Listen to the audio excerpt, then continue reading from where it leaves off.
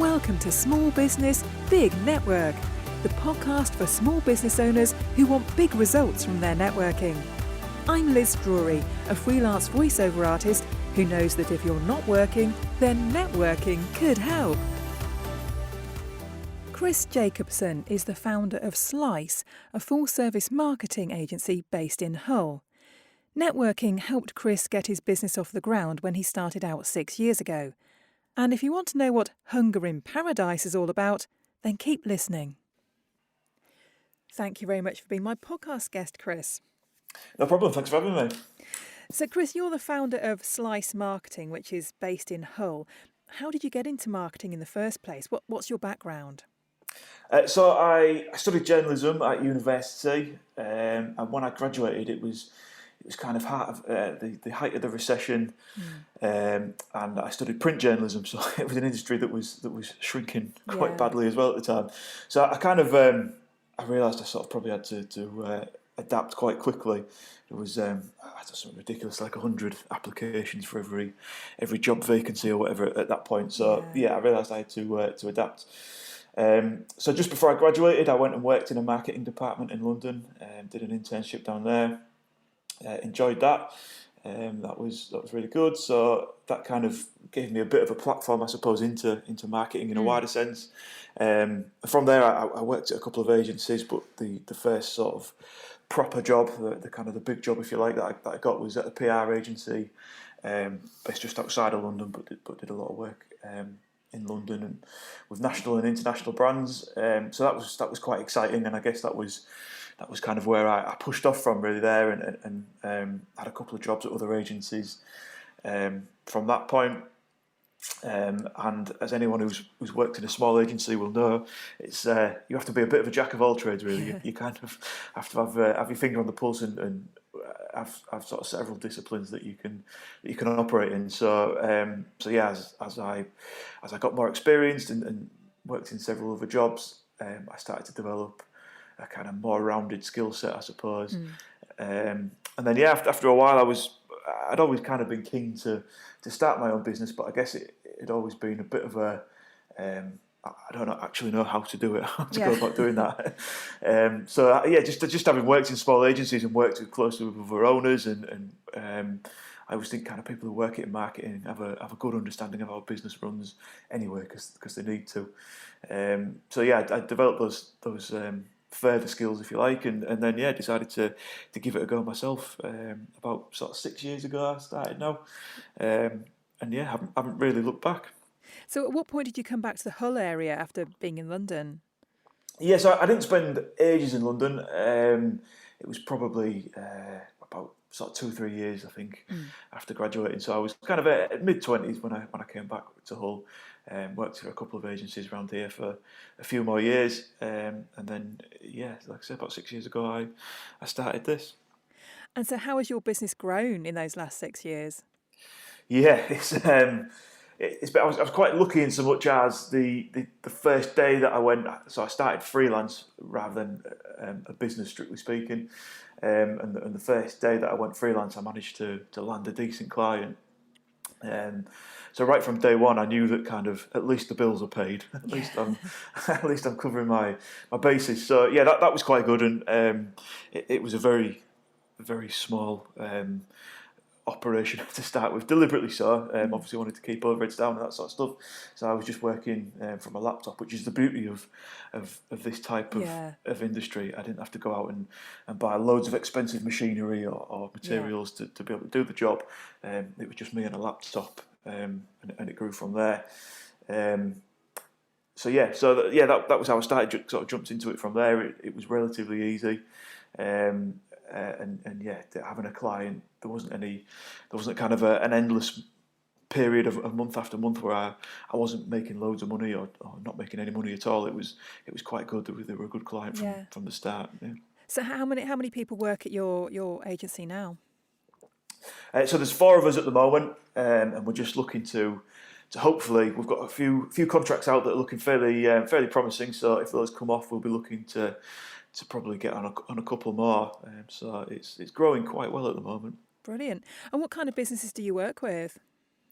So we work with a range of businesses. We've got we're Hull based, and we're quite proud to be Hull based. But there's only a few Hull companies really that we work with, and a lot of the Hull companies we work with are national, or at least regional anyway. So we've got a couple of clients in Scotland, and some that stretch right down to the south coast. So we've only got a couple in those areas. That's quite an extreme way of looking at it. But yes, and in terms of type of companies we work with, again, it's quite a broad range. We've got a few public sector clients. There's some restaurants. There's some student-focused companies. Some property rental companies. Some other companies that are a bit more niche. So yeah, it's quite good. There's quite a range, which keeps it exciting and keeps it a bit broad. What we find is if we focus on one particular area, then it's great. You develop a really strong understanding there, but you can end up with quite a lot of conflicts. Obviously, we couldn't work with two companies that are doing the same thing or selling the same product, so it can narrow your horizons a little bit. But I do think niche is the way forward. But we try and niche ourselves down in kind of how we work with our clients and what we do for them, rather than a specific sector. Yeah. And so what kind of services do you offer your clients? So we're full service, so it covers everything from clients who want a rebrand, want some social media management, want a website, copywriting, advertising. So even though we're a small team, we've got sort of quite a good skill set between us. And as I said at the top, if you're working in a small agency, you've got to be a jack of all trades. So quite a lot of the people who work for us have a specialism, but then have a sort of secondary or tertiary skill set as well. So that's quite good. It's full service, and we cover the full breadth of things, and we kind of do most of the things you'd expect a marketing agency to do. Do you have any particular favourite projects that you've worked on? It's difficult to say a favourite one. I can't show any favouritism in case any of them are listening. But I enjoy what I really enjoy doing is kind of when clients come to us, either new clients who are starting up a new project or a new business, or sometimes it can be companies who might have been running for quite a long time, but say actually we think our brand's become a little bit stale. So what we enjoy doing is kind of getting a project that we can really kind of get our teeth into, and clients who really kind of come to us for our advice. We try and stay away from those clients who are just looking for a single channel, a single element. And what we focus on, this is kind of where we niche ourselves a little bit, is clients who want us to, as I said, come to us for our expertise, but they want us to look at the whole marketing strategy, the way the brand works, the way it sits within the market at the moment, sort of a SWOT analysis, I suppose I would say, where the strengths are and where the weaknesses are and their opportunities, and really kind of getting involved. So we're doing it for a couple of clients at the moment. So building brands for them, or a brand refresh, and kind of saying, look, here's what you've done, but here's what you should be doing. And a big kind of principle of what we do when we work with our clients is a concept called creating hunger in paradise, which possibly you might have come across. It's not something we've invented, but essentially what it means is you may look at everything at the moment and say, yeah, it's going great, it's going fine, but you can't rest on that. You have to create that hunger, even though things are going well. There has to be that desire and that drive to improve. So the best example, the kind of famous example is the iPhone. So prior to that, kind of Nokia and BlackBerry were market leaders. Yeah. But their handsets were very different to what the iPhone is. And famously, kind of Steve Jobs gave Tim Ives a really short time frame, and he said, "Want to develop a phone? It can only have 2 buttons, and you've only got, I think it was about a month to do it in, or whatever." And obviously, in that time, they developed the iPhone.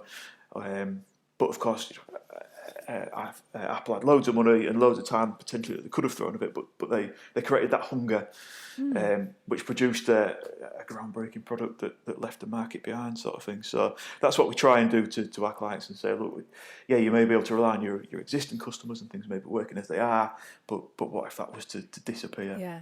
Yeah. And talking of brand, I know this is something that you've written about on LinkedIn, so I was reading your post yesterday.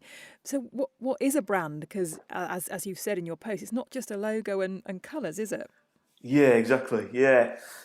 So all the clients we work with, the first stage that we kind of when they properly engage us is we deliver something called a marketing lab, which is a bit of a workshop we've developed ourselves over over the past decade or so. I've been working in marketing really, and what we do is kind of sit down with them and develop a voice, kind of what they want their brand to portray, what they want the culture to be, the type of clients they're going after, what does an ideal customer look like. Because as you say, when we talk about brand, a lot of customers just think it's kind of having a nice pretty logo and some colours, but it's much more than that. If you think of a Nike swoosh or a Coca-Cola logo or whatever, yes, it's instantly recognisable because of the colours and because of typeface and all that sort of stuff. But when you mention those brands, it creates a feeling in people almost instantaneously. Sometimes it can be negative, so you have to manage a brand effectively, I suppose. And I guess that's where we come in developing an effective brand. But it's much more than just a logo. People talk about creating fans, which is really, really hard to do. I think there's probably only a handful of brands in the world that actually have fans or a tribe or whatever that people talk about. A lot of brands have customers, and obviously you need those to make your profit and loss. But customers who will kind of go with you anywhere, who will only buy your product, is really, really difficult to achieve, and that's kind of the pinnacle of a brand that we're looking to achieve. Yeah. So let's talk a bit about networking now then. How do you use networking in your business? Yeah, so when I started, the kind of stereotypical view of networking was definitely what I leapt into and was going to all the kind of breakfast networking groups, lunch networking groups, evening networking groups, and all the various formats, whether it's a much more sort of formal and measured form of networking where you're expected to bring referrals and guests every week, to those kind of more informal sessions where it might be a pint in an evening over a pub with other business leaders. It was really sort of fundamental for me when I started to get out there and get a network, because I hadn't moved back to the area for that long, been back in the area for that long to establish kind of really deep-rooted connections. So that was a great way to get out and meet other people and other business owners. So that was really good. But just in terms of networking every day, even if it's not in an official networking format, just meeting people, having conversations with people, speaking with existing clients. They're always a great referral network for us, passing us on to their network. Networking is really important in terms of not only getting business, but a good, reliable network of suppliers as well, which is really important. Yeah. And so what kind of networking do you prefer? Is it the more informal settings? I think it's a difficult one to answer. So I kind of, as I said, really threw myself into it when I very first started, and did it for a sort of fairly chunky period of time, over a course of a few years. I probably got a bit of network fatigue. I was a bit tired by the end of it, and I got quite involved in those network groups themselves, in terms of organising them and that sort of stuff. So it took up quite a lot of time. So I did take a bit of time out of networking. But in terms of the best format, I think there's some good stuff. Having an accountability to each other is important, to bring those actual results, because regardless of what type of networking you like to do, really you're doing it because you want to generate more business and generate more sales. So those formulated networking groups can be useful, and can bring quicker results. But also, I think it's good to get to know people as well. So people buy from people is a bit of a cliche, but I always think having a pint with someone in a less formal setting is a good way to get to know them. Yeah, you often find out that you've got all sorts of things in common that you maybe had no idea about. Yeah, exactly. Or even if you don't have something in common, it's a conversation point that you can. It's an interest point, and when people take an interest in you, that means something, and you remember much better for asking how the kids were or the football team got on or whatever it might be than just sort of, I remember he does marketing. You remember he took an interest in me. So definitely agree with the social side of it. Yeah. So what advice would you give to somebody who is in the position that you were 6 years ago and you're just starting out with a brand new business? How should they approach networking? I think the softer approach is probably the best approach. Kind of go in and make sure that you create those connections rather than just trying to make a sale straight away. Because I think people can see through that very quickly and easily. We've all been at those networking groups where someone goes around and hands out a business card to every single person and gives them 30-second pitch, and then they're on to the next one and a 30-second pitch. And that's all quite transparent. So building those relationships is definitely important. Which in the new normal, as we call it, a lot of people hate that term, but a lot of the networking is going online, so it's even harder to make those connections and make those relationships. So going out and having that coffee or pint or whatever it might be with someone is going to be even more important, I think, to going forward. Yeah, definitely. So what about online networks such as LinkedIn? I know that's something that you make use of. Mm-hmm. Yeah, that's a really important networking tool for us. We've got a pretty tight sort of sales system on that we use at the moment. In terms of networking, inboxing people, again, anyone who's on LinkedIn will be more than familiar with those cold calling messages that pop up. So, even though they appear to sound friendly, hey, how's it going? All that sort of stuff. So using LinkedIn again to make those actual valuable connections and adding value to them rather than just trying to take value for yourself is really important. There's loads of people on there that are trying to sell, so differentiating yourself is really important. And actually LinkedIn, from a marketing sort of social media point of view, LinkedIn is really trying to push itself at the moment. It has a huge number of users, but actually not many of them are very active. So it's really trying to drive active users on its platform. So if you are an active user at the moment, it's giving you a really good platform to market to people. And that doesn't just mean sending, spamming people with 100 inbox messages or whatever. It's putting real value, real value on your timeline. Yeah. And engaging with those people and kind of understanding, right, who are my connections, or who do I want my connections to be on LinkedIn, and what are they interested in? How can I actually give them something rather than just looking to take from this platform? Yeah. So how do you deal with those spammy connections? Somebody connects with you and then they immediately send you a sales message. What do you do with those? Ignore them 99% of the time, because as I said, that this, if I've never really spoken to someone, perhaps never spoken to them, especially if they're not kind of in my industry or in my geographic area or whatever, you think, well, why are you getting in touch with me? You're clearly just trying to make a sale, and you haven't even taken any time to understand what my needs are or what my what my requirements are, or you might have just seen from my quick bio on LinkedIn that I work in marketing, I'm a business owner or whatever, but you haven't taken any real interest in in what my needs might be, as I said. So most of the time I know that it's not going to be relevant to me. Yeah. And don't get me wrong, when we send stuff out, we do send direct messages, and sometimes they get ignored, and that's fine. But we try to we would never ever just add someone and then message them. There's always a process we go through to make sure we understand them and actually are they right for us, and is there a way we can help them, which is why we have a relatively good success rate on LinkedIn. Yeah. So that kind of spammy outreach that we've just been talking about is obviously a marketing mistake that people are making. What other kinds of marketing mistakes do you see people making? Well, I know you said we've got 20 minutes for this at the start, so we might have to extend that. But no, in terms of there's quite a lot of marketing mistakes, I think. One of the big ones I see at the moment, I see a few agencies do it, to be honest, is kind of mistaking what disruption is in the market, and they think it's just going in and kind of being offensive or shouting really loudly. Swearing is kind of a big one that people think is, because I'm getting attention, it must be good attention rather.